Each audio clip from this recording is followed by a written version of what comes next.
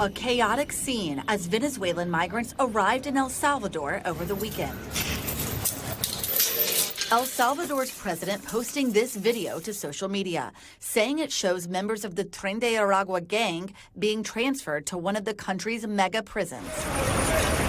Tonight, families of some of those detained saying their loved ones are being wrongly accused. Cumpleaños feliz. 29-year-old Mervin Yamarte was among those deported and detained. His family telling NBC that they spotted him in this video. He landed in a detention center after he was arrested by ICE agents at his home in Irving, Texas.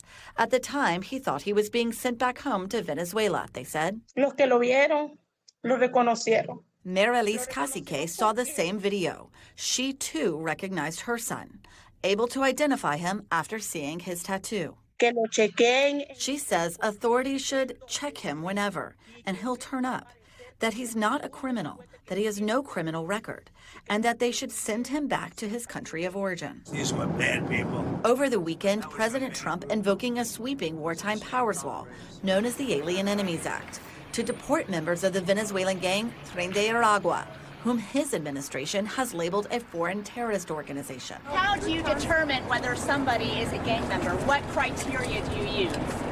To various investigations.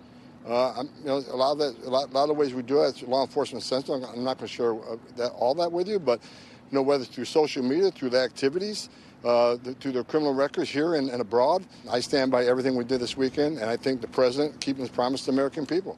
NBC News asked the Department of Homeland Security for the criminal backgrounds of these three men. In response, a spokesperson declined to provide records and said, "We are confident in DHS intelligence assessments." But these family members insisting their loved ones are not part of the gang. An Orlando family saying immigration agents linked their brother to Tren de Aragua after noticing tattoos on his arms. El único delito. They say the only crime he committed was having entered this country and turning himself into authorities upon his arrival was his only crime, because otherwise he has no criminal record.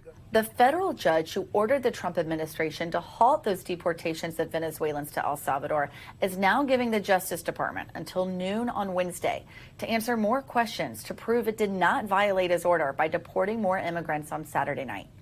Trump called that judge a radical left lunatic and has threatened to impeach him.